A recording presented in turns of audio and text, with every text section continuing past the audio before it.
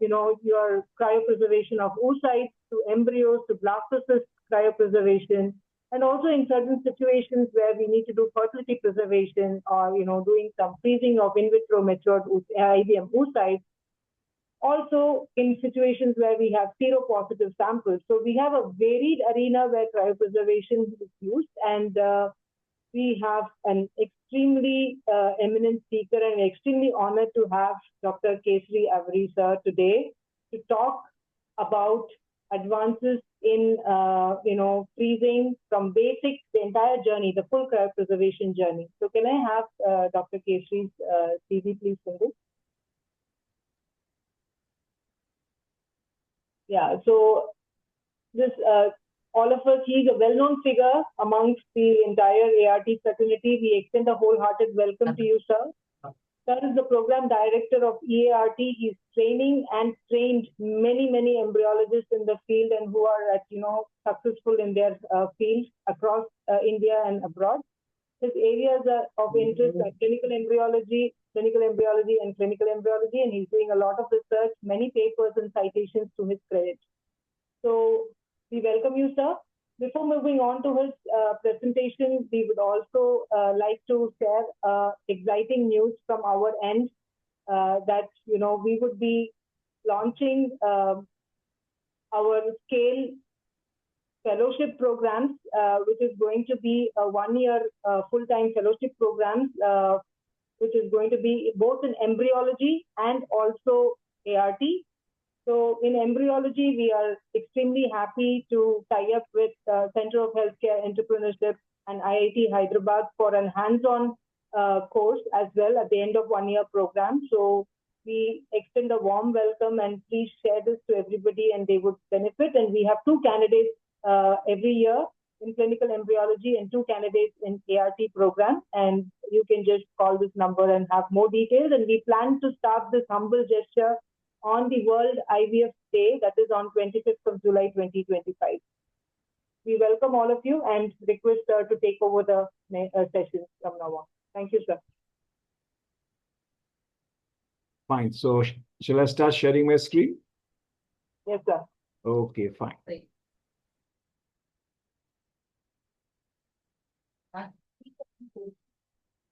Yeah. Is it visible, clear?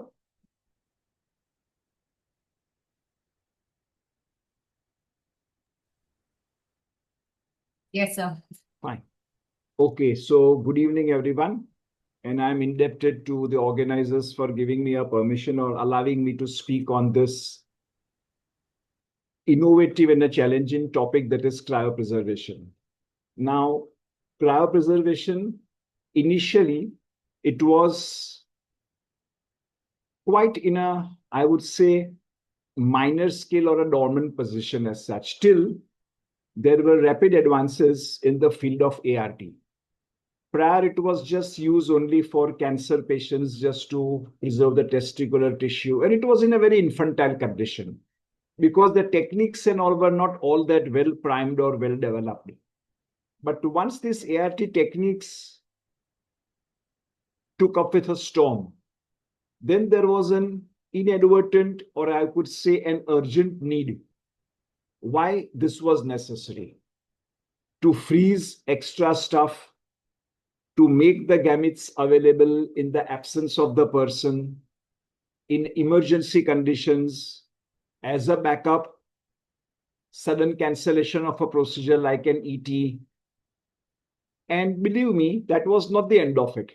The real challenge was that the frozen gametes or frozen cell, let us say cell at this moment, is successful as far as cryo is concerned only when its condition pre-freeze and post-thaw remains the same. So in cryo, we always say when we freeze it, there are 3 important steps: the recovery, the survival, and the subsequent viability. Now, we all know that ART has made rapid progress in all the fields, right from the stimulation, recovery of gametes, the pickup techniques, the culture techniques, the incubation techniques. all are making rapid stride with the same single goal in mind, that we want a proper, ideal, viable gamete at the end of the day, compounded by our precise, pristine freezing, handling, storing, and manipulating techniques. So with this, we just proceed. Now, this is basically like fertility preservation, because in Greek, cryos means cold, and cryopreservation is cold storage for an extended period of time. As I suggested, the bullet number 1, 2, 3 were first the principal causes or the reasons why we used to go in for cryopreservation when ART hadn't taken up in full sway. Now, this is what the necessities are as of today. Availability in the person's absence, in certain therapies, unavailability of the partner in a semen bank. This is just about it of the world's first ice baby. We are thorough with the world's first IVF baby. Now this is the world's first ice baby. Now, before we just jump to anything, let us be crystal clear that there are certain rules for cryopreservation as far as any gametes are concerned. Because the reason is, I still reiterate once again that even post-thaw, the embryos, the oocytes, the blastocysts, they look morphologically ideal.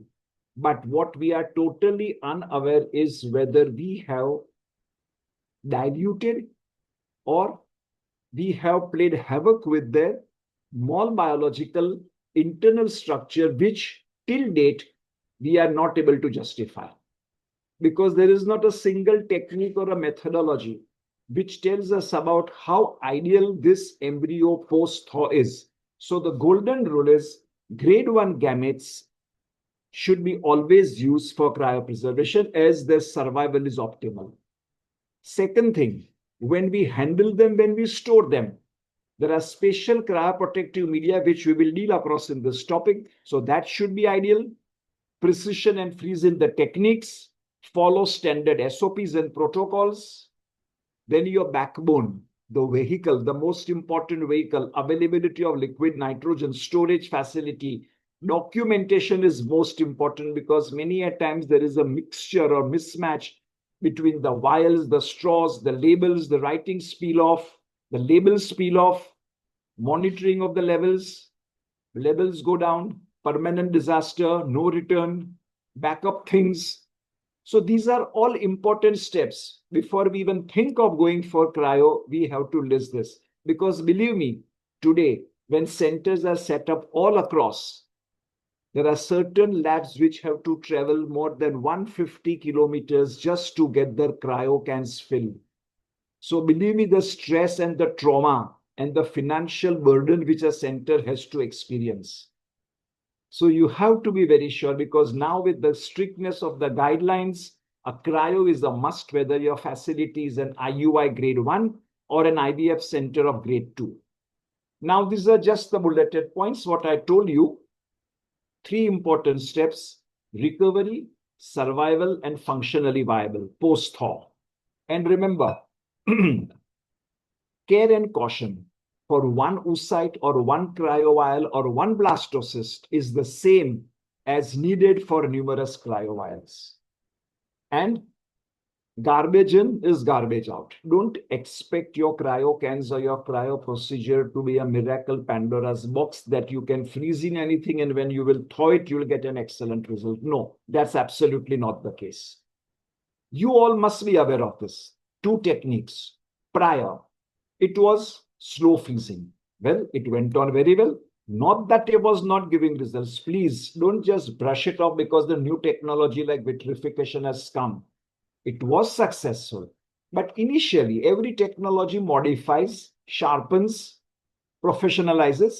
In the same way, vitrification was a new technique, rapid, less time consuming, cooling rates were fantastically high, drop rate was instantaneous, and what it took care was to eliminate the water of crystallization which takes place in a cell during the time of freezing.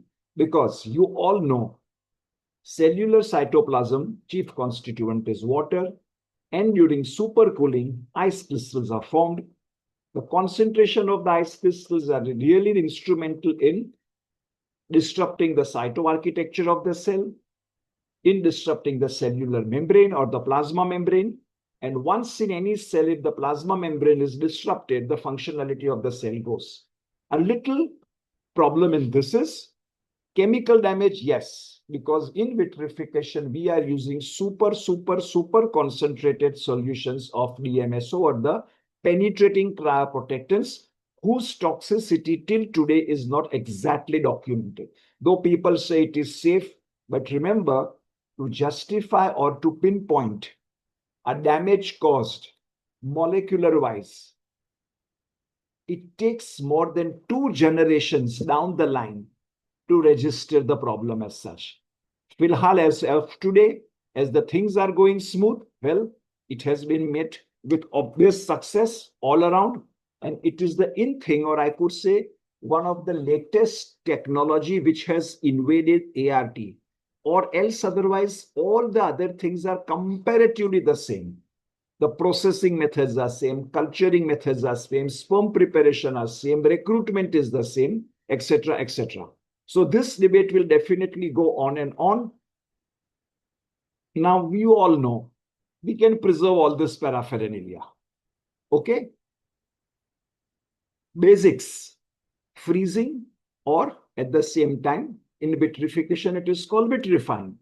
And thawing, it is not called thawing because when you vitrify, it is called warming. So these are the two basic essentials, backbone, which we should be always remembering. Dehydrating, because water is eliminated, cell shrinks, equilibrates subsequently. The same inverse goes for thawing. It is rehydrating, water enters, cell swells, cytoarchitecture being maintained, subsequent culturing, and the show goes on. Now, what we are utilizing, the most important ingredients, I would say, so are the cryoprotectants, because they are the ones which protect the biological tissue from the freezing damage. To make things easy for them, they are water soluble and there is a concentration dependent toxicity. Now we all know that whenever a cell shrinks, whether it is rapid or slow, it is thanks to the permeability of the cell membrane. Our basic school knowledge of osmosis, penetration potential, infusion, exfusion. So they work by lowering the freezing point of the solution, displace the intracellular water to the extracellular environment, thereby causing a shrinkage. So we must have seen whenever we put an embryo in a penetrating, dehydrating cryoprotectant, it suddenly shrinks. The shape changes from circular to something like polygonal. At times we become scared. Oh my gosh, what's gone wrong? Some people think the embryo is damaged. No. If the shrinkage is perfect and instantaneous, your embryo is perfect and viable or a grade 1.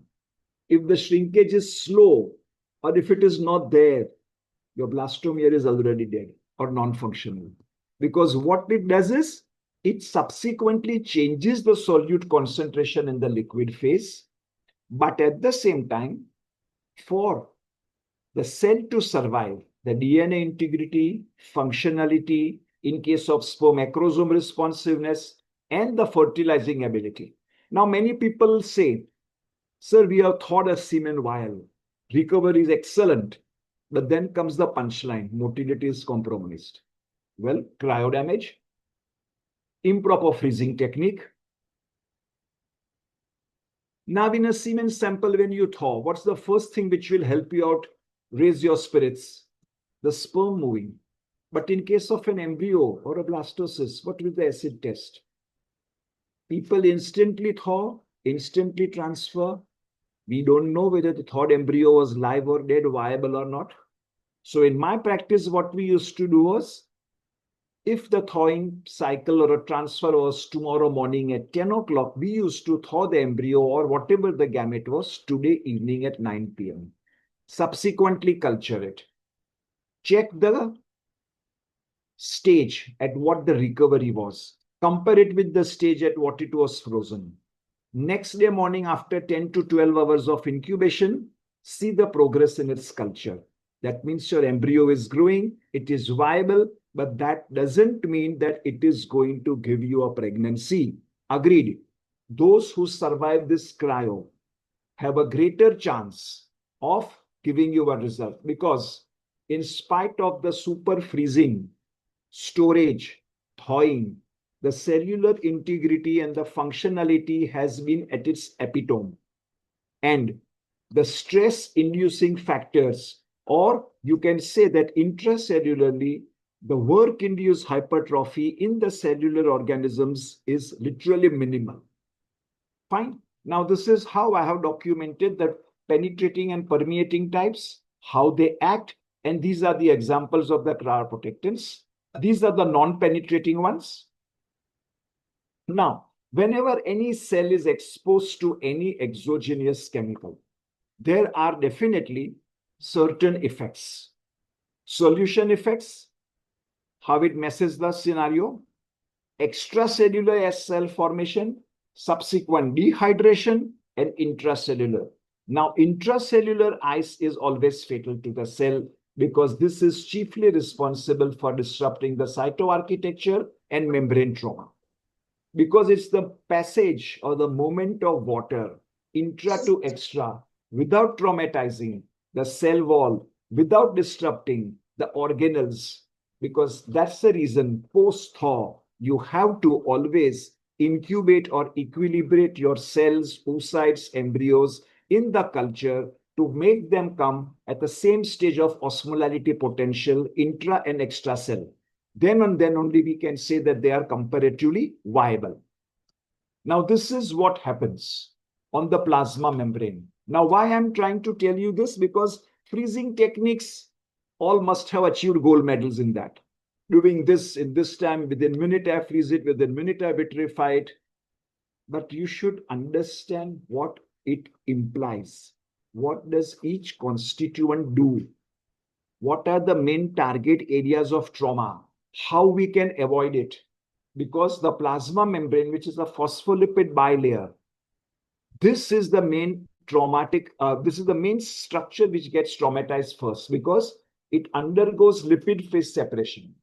Solute effects with osmotic stress, coupled with ice crystallization. So all this trauma, the cell membrane has to bear it. At the same time, when we cool and we thaw, fluctuating temperatures equally play their toll. So the viscosity increases, the fluidity decreases. Common sense. During supercooling or sub-zero freezing, membranes become more rigid, because the cholesterol content in the membranes, the polyunsaturated fatty acids, they get hardened up. And when in the hardened ones, when thawing is not proper, what we register is membrane trauma or the membrane rupture as such. Correct? So all these things are taken care of by your cryoprotective agents. So they also have a shelf life, they also have an expiry period, they also have a storage temperature, and at the same time, they also have a certain temperature written on them, what stage, what temperature needed, plus the amount which we are needed to equilibrate them. Because many people, we say when we use 300 microliters, they compromise, do with small droplets. Agree, you save the media, no doubt about it. But then what you are thoroughly messing up is the osmolarity. Because the evaporation of water from a droplet is much faster and quicker than evaporation of water from a small well of media, even though it is 300 microliters. So with the evaporation of water, the concentration takes place. The solute-solvent distraction takes place. You got my point.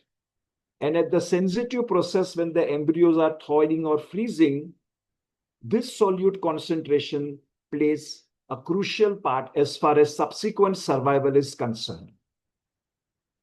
Now, this is just a diagrammatic representation of how cryo injuries lead to osmotic shock due to the solution effect. It's like when we are suddenly brought from a super cool room into a very hot room, don't we feel the typical shock as such because of the receptors, the thermal receptors, which take care of the temperature? So obviously, there are many peripheral changes which take place. Our heart rate, blood output, perspiration potential. The same is the case which is the trauma which takes place on a cell. Cryo injuries due to intracellular ice formation leads to breakdown of intracellular structures. Now see here, induction of molecular impartments.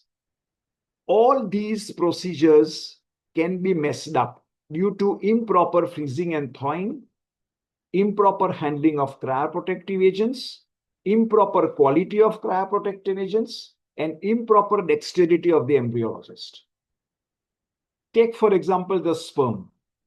If during the process ROS increases, membrane impairment takes place, DNA fragmentation increases, viability goes down, apoptosis increases, cytoskeletal impartment.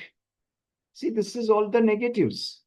In case of an oocyte, when the ROS is stress, let's generalize, reactive oxygen species causing stress to any of the gamete due to innumerable procedures which a cell has to undergo during both the procedures. Blastosis, what does it do? Ultimately or unfortunately, apoptosis is common. Epigenetic changes are common. And mitochondrial impairment is common. And you know how a mitochondria is important as well as surviving capacity of the cell is concerned. Now, osmotic stress revealed to be the main reason of cell death. This is why I'm trying to target is because many a times we don't realize that the thing which we have thought, agreed, sperm moves, we can catch them. Oocytes, embryos, blastocysts. Post-thawing or post-warming, we are not sure at all whether it is surviving or not. The only test is culture and see a subsequent increase.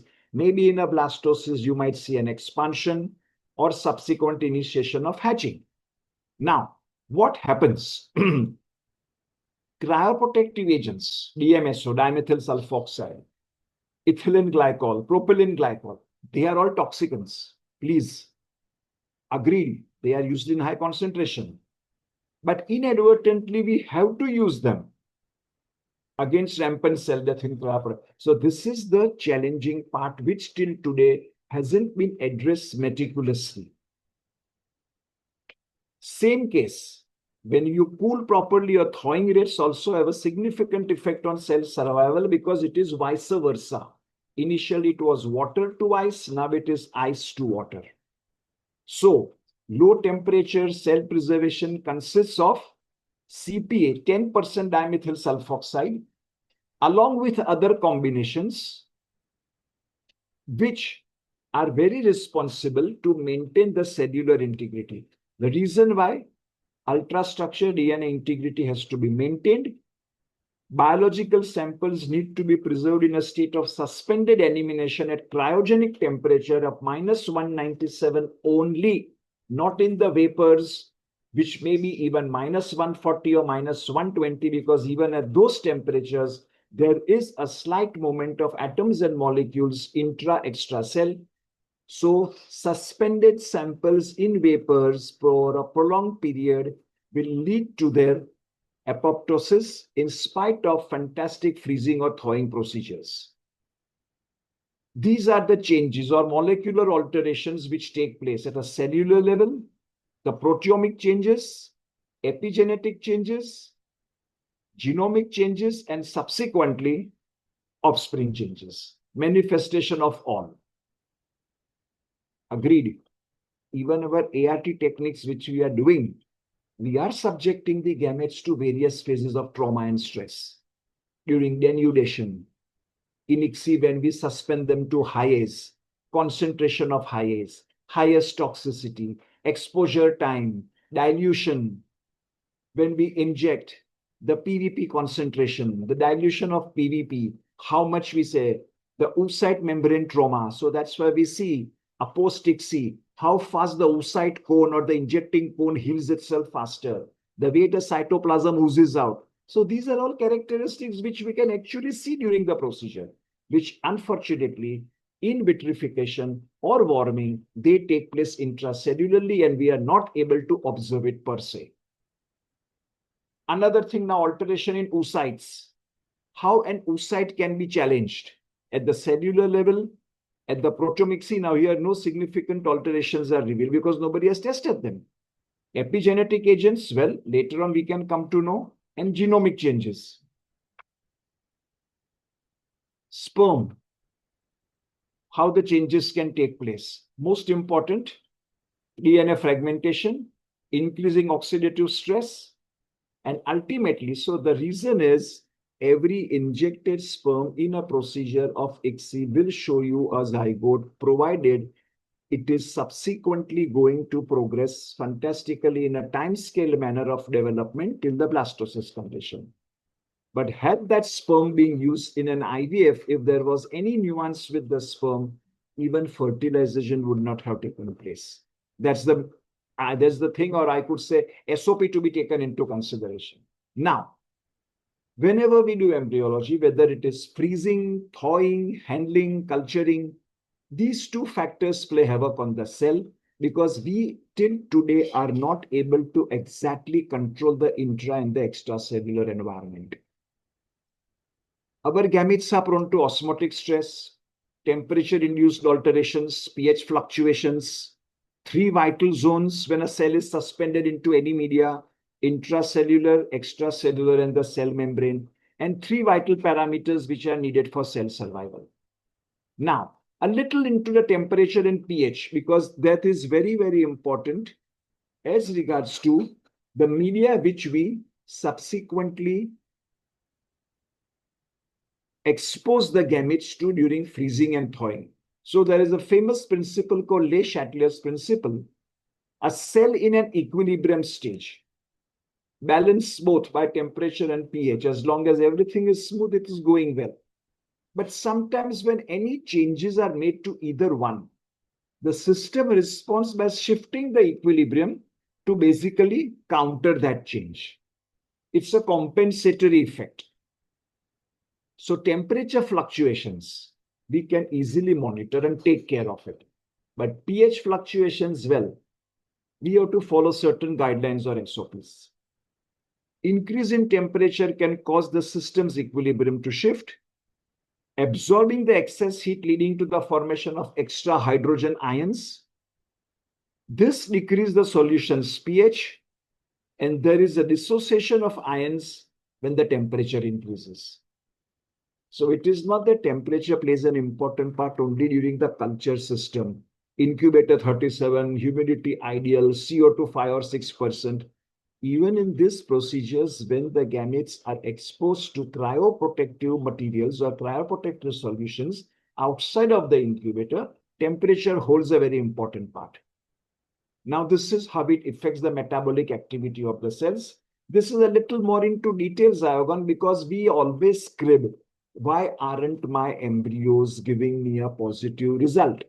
In spite of them being excellent in shape, size, and morphology, in spite of them being transferred atraumatically, in spite of the endometrium being fantastically receptive, proliferated, in spite of the patients having taken the postnatal support medicines perfectly.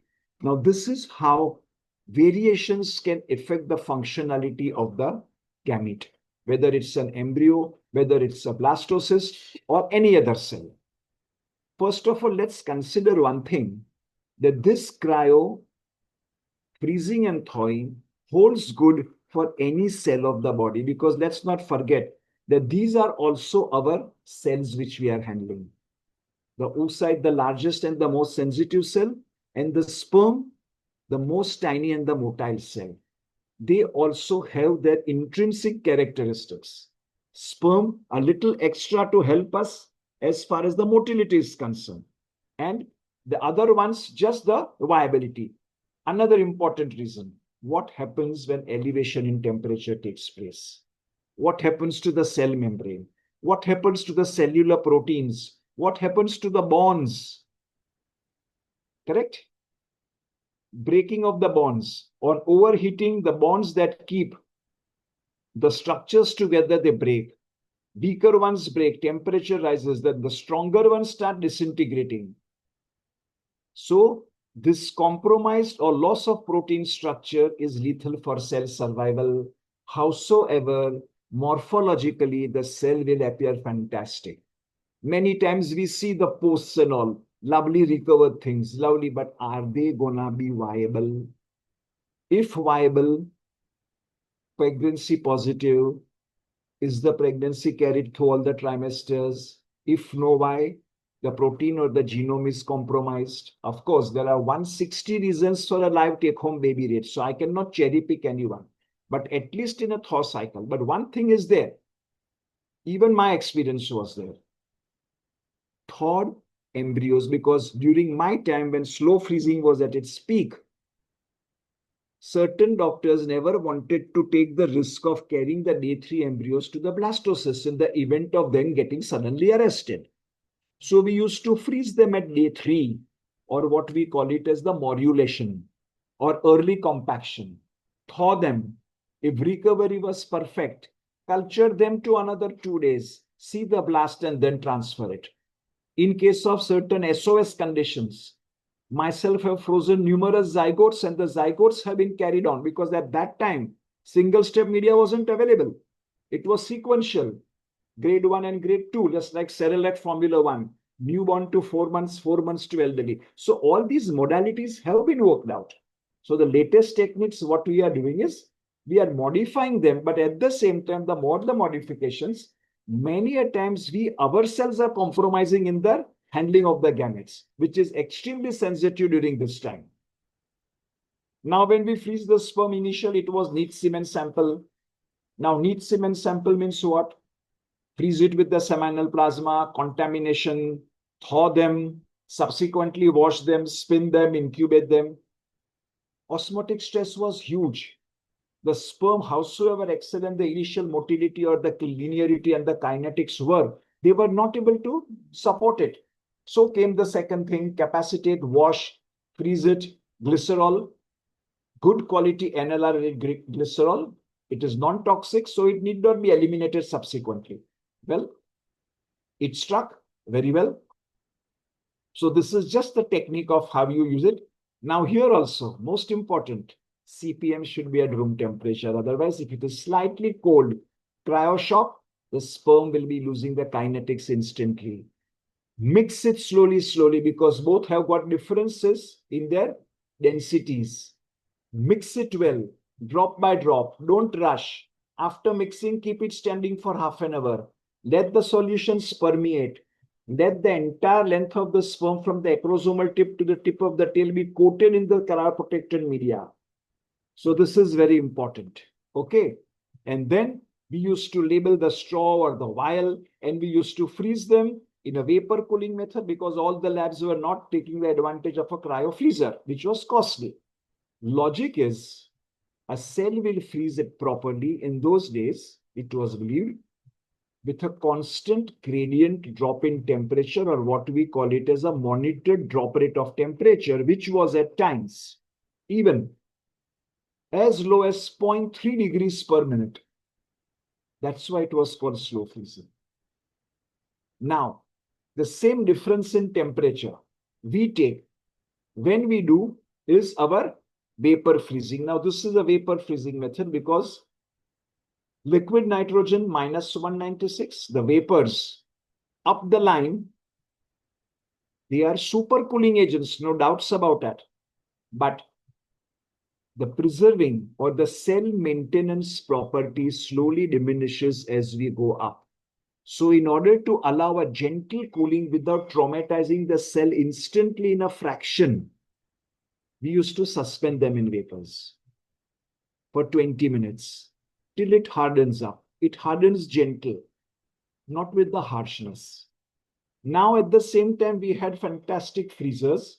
Now freezer doesn't mean only sperm or embryos. There are something like 35 parameters which could be done. So including cord blood cells, stem cells, ovarian tissue. There are multiple programs.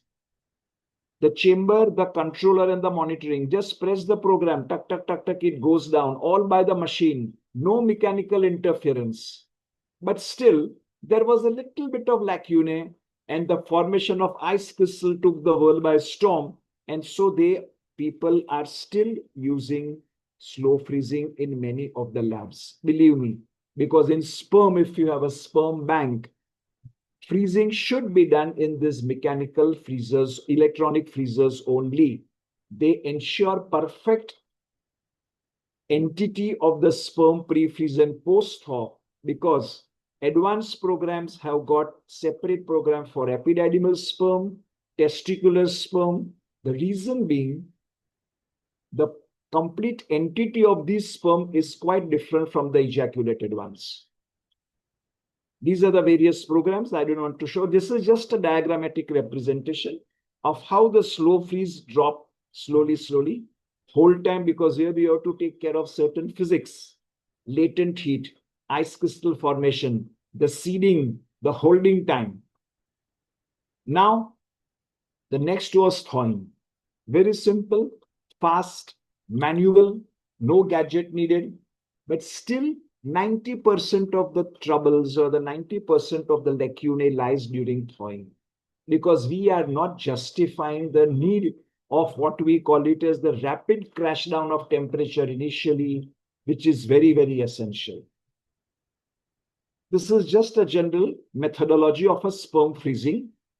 Now, the next came with a bang, vitrification, glass in Greek, super cool liquid, ideal for preserving the cells at extreme low temperature. Advantage, very fast. Another advantage, 95% or 98% of the crystals of water or water of crystallization is eliminated. Okay. Now, this is what exactly the contents are. Vitrification contents. Vitrification media. It's a complete compost of high quality media, all responsible for minimizing cellular trauma by taking care of the osmolarities. Hydroxypropyl cellulose, what it prevents? Trehalose, DMSO dimethyl sulfoxide, and a little bit of incorporation of gentamicin. What does trehalose do? The very important constituent, it's a sugar. And why is actually sucrose very important? See, these are all in micro quantities. Now, we should know what the ideal reason is and what are they used for. Otherwise, what is the necessity in that? Now, this is the most important function of a cryoprotectant, and most important are the concentrations. Correct? Reason. Permeable cryoprotectants induce the vitrification of cellular environment before the ice crystal formation.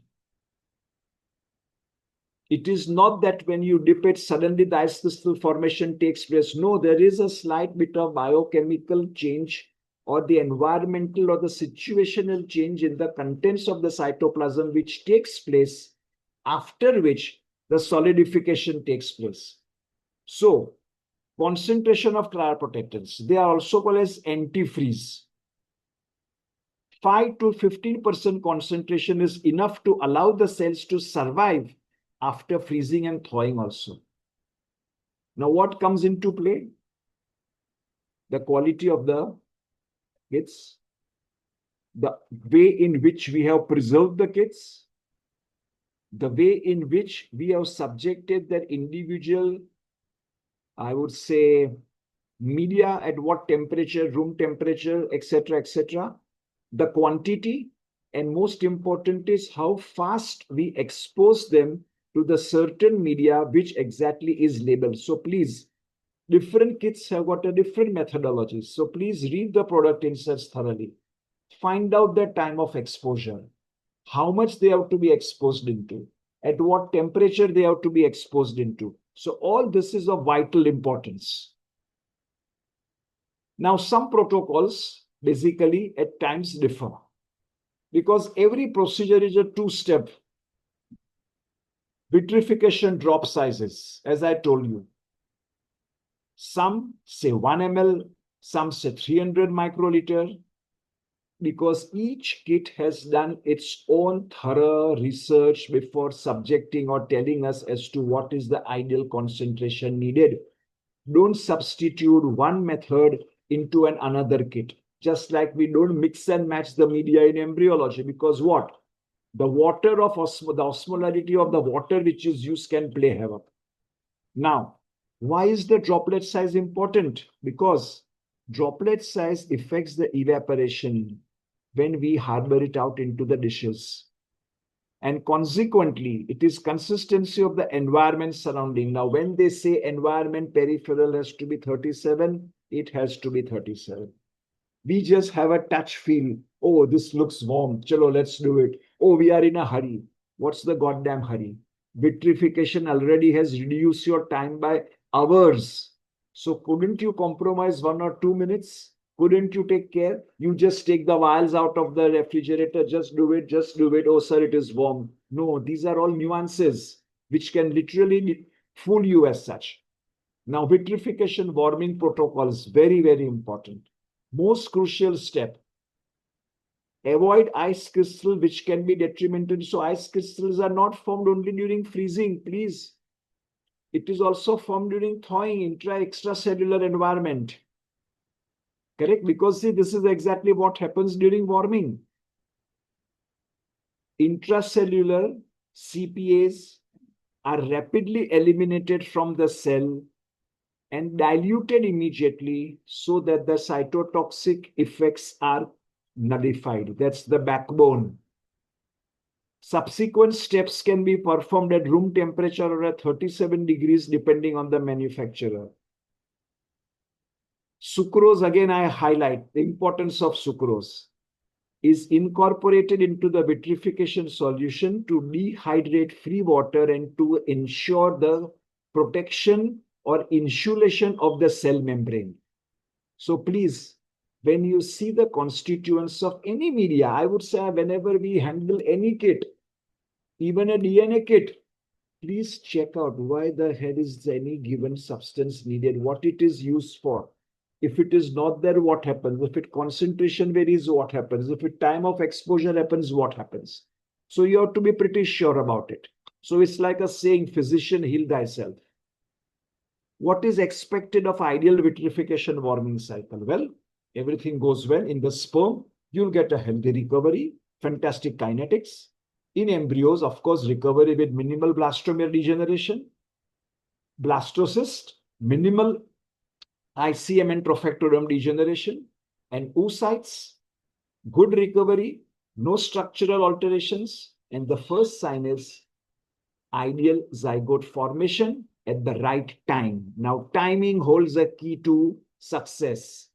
I inject 2P and ideally seen at 18 to 20, first cell cleavage at 25 to 27 hours. This is the first sign of the shape of the things to come. Now, important note, what happens? Now, please, at the same time, remember, survival and viability doesn't tell you that it is going to implant and give you a positive. But yes, if these two parameters take place at the right time, at the right way, your chances of an implantation and subsequent pregnancy definitely are on the higher side. Now, this is a little detailed one, the temperature and how the toxicity materials depend. Now, I'll just cherry pick something because there is a law, what we call it as Darcy's law of hydraulic conductivity. Now, this is very important when things go intra to extra, where the volume plays a very important part. Volume, along with the concentration, along with the temperature, will affect the semi-permeable osmolarity of the things intra and extra of the cell. The reason is why warming and rehydration at higher temperature beneficial for oocyte survival and subsequent development because permeability of CPS is enhanced. Correct? Remember, in freezing, CPAs at high concentration advantageous. During thawing, CPA dilution and elimination is advantageous. Okay, now this is a little more I have gone into it, which is not as of importance for juniors to understand. You have this vitrification, you have got the carrier devices, please set your house in order before you go for any procedure. Exposure or crucial time in vitrification. Exposure of gametes to cryoprotectants within a time frame. Otherwise, more or less or prolonged exposure is detrimental. These are the reasons. So what do we do? In case if a little extra time, we have got buffered solutions, basically buffer. Just like in sperm preparation, when we use a salt solution, it is buffered by hippies. What do the buffers do? Help survival.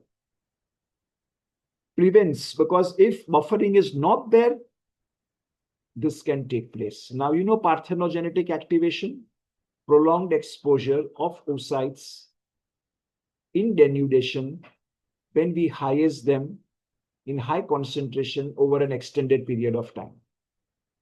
Most important, transit time during warming.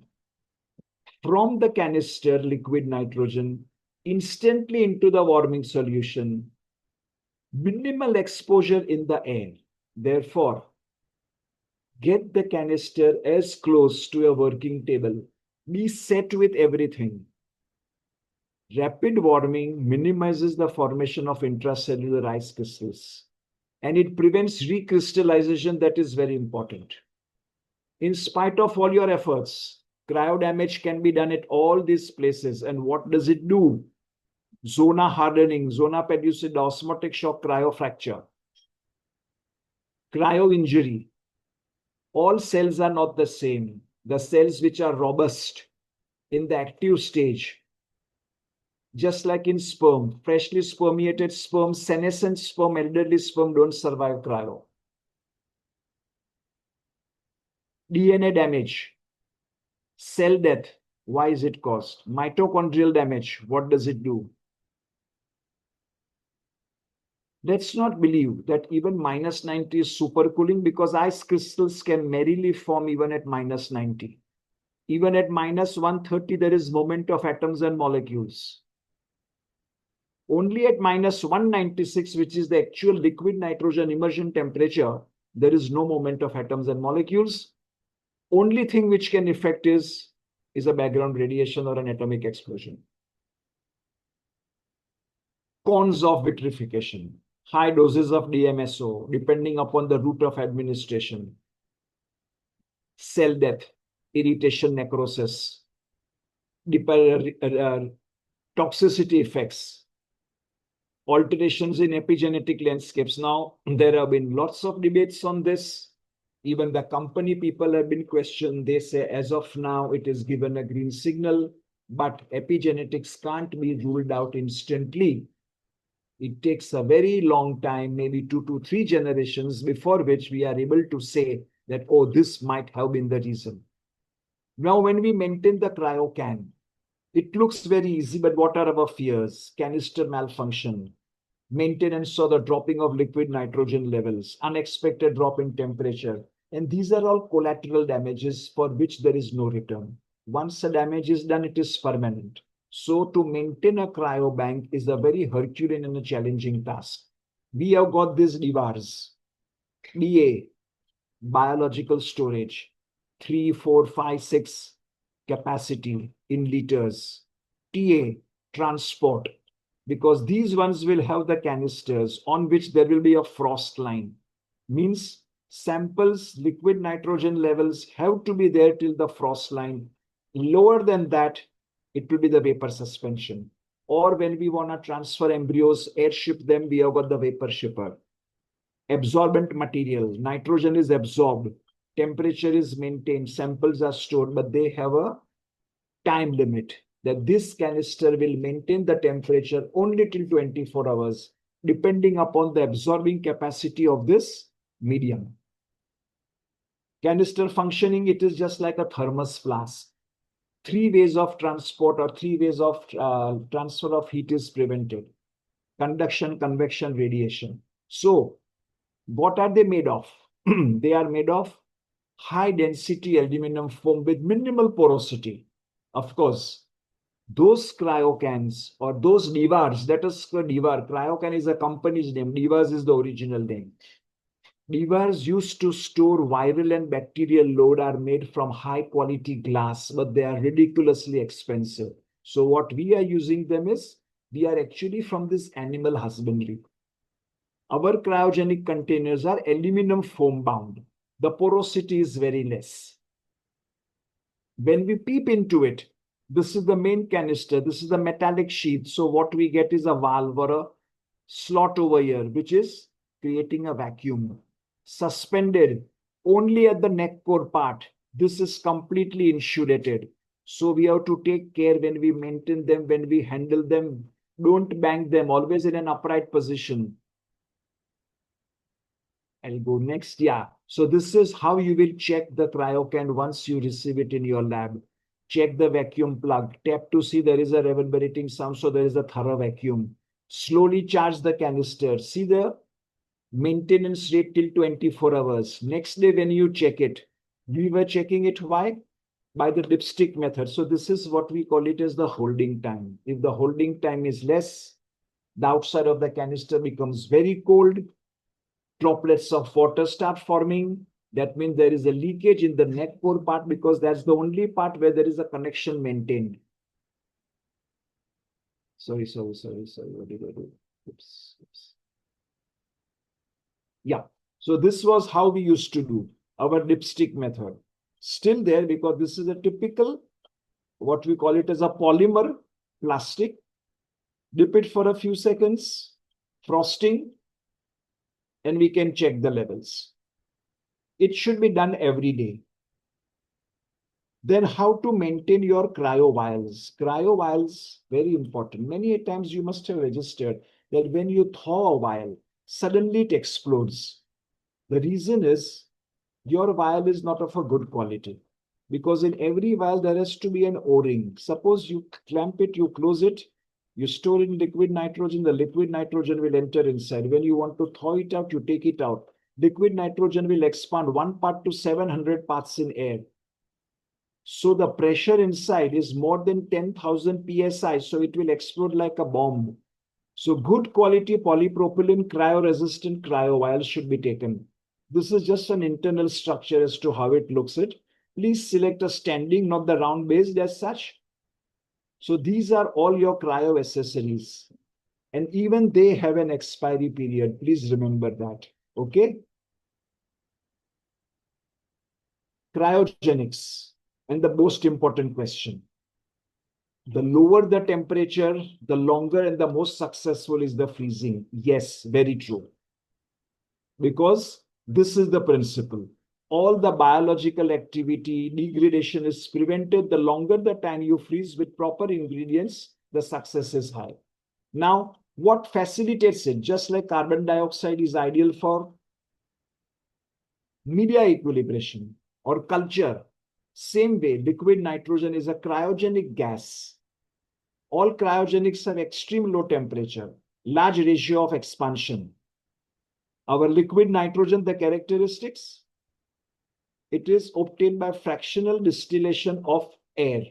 I'll remove this, I'll go across. These are all the other cryoprotectants or cryogenics, sorry. Helium, expansion capacity, hydrogen, we can't use helium, we can't use hydrogen, neon is a rare gas, oxygen is inflammable. So for us, liquid nitrogen is the best.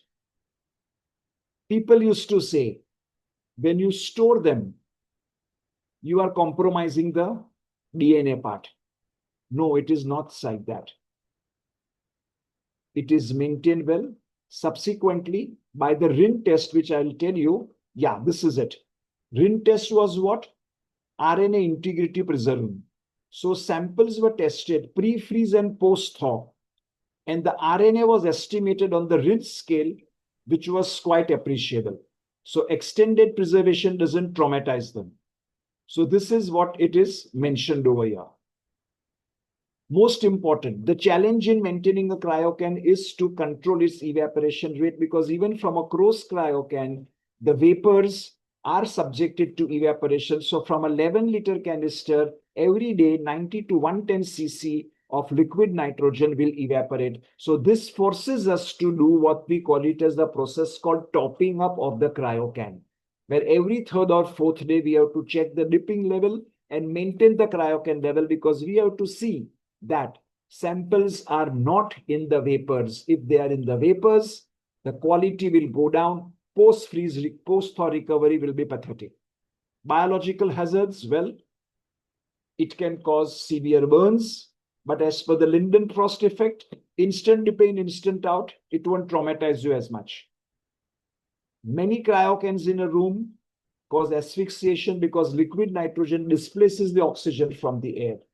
So it should be a well-ventilated room, not lock and key. Proper ventilation, circulation of air. So this is what I call a stopping of cryocan. So we have got the neck core tubes. The caps are always loosely fitted.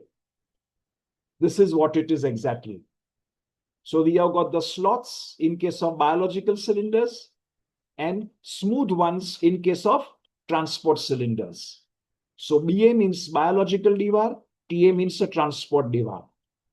Limit for preservation, as long as you freeze grade 1 gametes professionally, maintain the level of liquid nitrogen, thaw them professionally, samples can be stored for decades.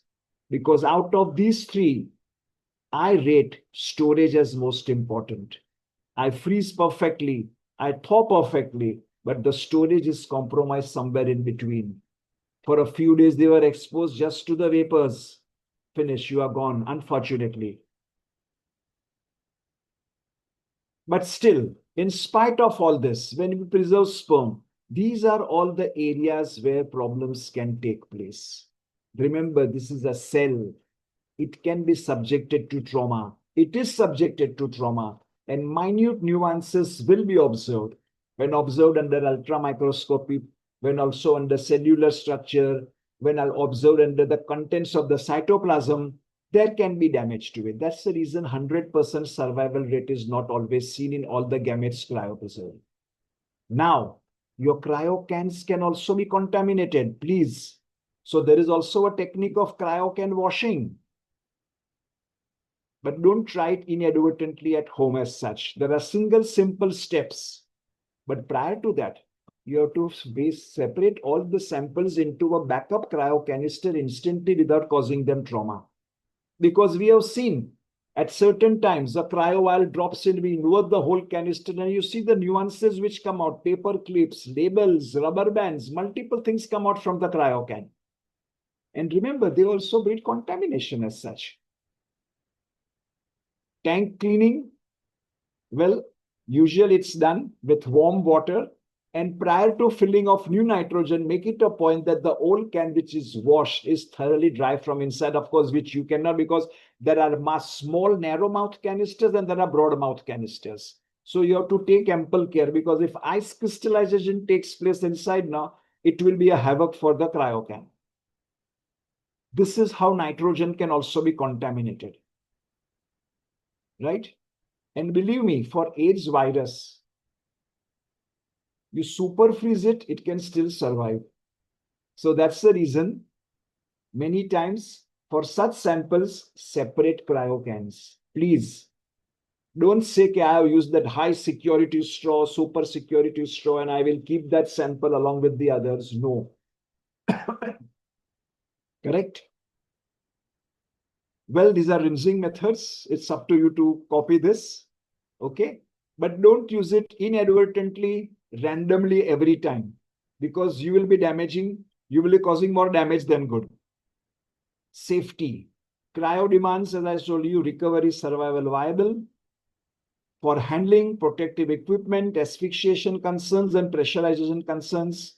Thawed samples can be deceptive. Okay? A thawed oocyte can show fertilization but still reveal a zygote arrest. So there are more things to be taken into consideration. A word of caution. Neither is device a magical hat or a magical elixir. You have to be precise at every step. And don't assume or presume that I have frozen this, so I will be getting an excellent recovery. No, not like that. That's the reason where quantity makes a challenge. A normospermic sample obviously will give you a good recovery than an OAT. A cohort of metaphase 2 oocytes when frozen the recovery will be like a pyramid. Few will degenerate. Few will show that they are ideal, but still they will not procreate. But still a handpicked fill will survive everything and will give you an optimal embryo. Because we remember, poor workman always brings his tools. Everything is simple and easy as long as the opposite person does it. Sorry, yes. Now, this is the reason of a rapid loss. So again, I suggest to you, please don't suspend them in vapor. So all your cryo canisters have this frost line. So liquid nitrogen levels have to be maintained till here. And all the canisters will have a small hole so that the level of nitrogen here and there is the same as such. Okay? These are the reasons for a tank failure. I don't want to go much into this. Now, we have got this gadgets because now I think this ICMR has made it mandatory that you ought to have monitoring devices because this is the neck part which usually cracks over here. So tiny cracks which happen over here leads into the leakage. Now this is why we handle the canister roughly. We bang the canisters while transit. We lay it horizontally. We drag it. So please put a small trolley and reserve them because a good canister will give you a good service for at least 15 to 20 years flawlessly. This is how we detect a loss. Our first method was just a human touch. If the canister appears very cold to the touch, oh, there is a leakage somewhere. The nitrogen has escaped in the vacuum and the metallic part is cooled. Or if there is frosting, because of the super cooling of the metal jacket, the atmospheric vapors condense and we see just like the frosting or on rainy season when we see the sweating on the refrigerators. So this is very important. Sensors are there, alarms are there, audible, visible and remote alarms, but everything comes at a cost. This is the latest one. Liquid nitrogen temperature sensor. The sensor is immersed as long as it's in liquid nitrogen. It is cooled. The moment liquid nitrogen level drops, sensor detects high temperature. It gives you an electronic alert. These are all the gadgets available, what you can do with them. But the sad part is one gadget per canister. That makes it very costly. These are the guidelines which have stated. Now, this is, of course, the cryo and the functionality was thanks to the scientist Lindenfrost. And the Lindenfrost effect is when we pour liquid nitrogen on the floor, you see the small globules rushing across because instantly when they come in contact, there is a slight layer of air which make the globules. And that's the reason we don't feel the pinch when we just slip our hand and take it out because air insulates. But the moment the time goes high, the skin comes in contact with liquid nitrogen, it will really mess it up. So that's a nasty thing. First aid, the frosts, okay? So I think that's my last one. Thank you for a patient hearing. I think I've exceeded the time by 5 minutes. Sir, no problem. Thank you so much. I mean, you've spoken non-stop for 1 hour and the flow of the presentation was just excellent. It was like listening to, I mean, so many important points and new points in every aspect of cryo. This had something like 160 slides. I chip-chopped them because I wanted to fit in. Because see, I've got various things. Cryo protection, cryo maintenance, cryo handling. Yes, just sir. like in carbon dioxide. I really think we should have part 2, part 3 for this actually. Because, you know, it was just very nice. Very informative. Having a masterclass, the time is all yours. There's no time constraint here. And no. But still, I have to keep because see, I always see whenever you display a PPT, the maximum self-sufficient time is 5 to 6 seconds. After that, the audience gets bored. So I should keep on running the slides also faster. Sir, I'll do one thing, sir. I'll just launch the quiz. So while people are answering, we will take the questions on the chat box. Fine. So I request you all to attempt the quiz. The results will be anonymous, but this is just to see how much you have understood. So, sir, the first question is on the chat box. As sir told, the volume of cryoprotectants matter. What would be the ideal volume of ES/BS to be used and for thawing solutions? I think you mentioned that we have to follow the manufacturer's protocol. But would you like to add anything to that, sir? So that's very important. See, because it's not the timing of exposure, it's the volume, it's the temperature at which that certain solution has to be taken. It's very important. Because it is like, we draw a synonymity with the culture media as such. But in culture media, it is prolonged exposure. Here, what it is, because these things which we use are actually toxins. They are actually toxic. So we have to really control the exposure time over there, because the cell is suddenly exposed to such a severe osmotic stress that it should not do irreversible damage. It should not shrink so hard and harsh that it is not subsequently able to re-equilibrate. So therefore, I would suggest that before we use any kit, any company, no biasness towards any company or manufacturer, please read the product insert thoroughly. Do a mock run, do a dry run, and then you can sharpen your skills to it. Fine. Any other question? Yes, the next question I don't really understand. It's Okay. She says, what about the freezing the semen sample by doing simple wash despite its parameters, and after thawing going with DG method to eliminate abnormal sperms which couldn't be done by simple wash method? No, I need a little confusing question. See, when you first wash a sample or you capacitate, in the first you will be either using a swim up or a DG. So the bad sperm or the abnormal sperm are already filtered out during that time. And then when you freeze the aspirate, okay, whether by DG or by swim up, and you thaw it later on, there is no need to do any other further stress related procedure because it is simple glycerol. That's why I always say medical grade glycerol, which is non-toxic, is used. Because the more you keep on subjecting your thawed sample to spinning, and then the more and more is the deprivation or the reduction in the recovery level of the sperm. That's very important. Yes. The next question is, what is the optimal height for placing the sample in the vapor phase in liquid nitrogen? That's the biggest nuance as far as vapor freezing is concerned. Because everybody just thinks that the temperature at the vapor, agreed. At any height, the vapors are powerful enough to freeze the sample. But what we used to practice was, first with a dipstick, we used to just judge, because we used to do that always in a storage canister or a TA, because TA will never have the liquid nitrogen till the top. It will always be less because you are utilizing it subsequently. Yes, sir. Okay. So first see the depth at which the level is, and at least 5 to 6 inches above that we used to suspend them. Of course, it is also a gamble.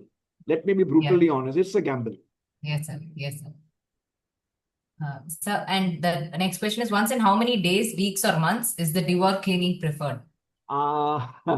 See, I would suggest at least once in 6 months. But please, it all depends upon how well you handle the canister. If you feel the labels are being, can we shift all the things to another dework? Oh yes. But see, please be very careful when you clean it. Don't mess up the integrity of the canister. Like excessive warm water. Actually, it's to be very diluted chlorine bleach, but I avoid it. Kisi ka chlorine ka concentration, if it is more and the chlorine is not washed off, I don't want peripheral collateral trauma. So it is just plain warm water. Rinse it thoroughly. Invert it. Now the problem is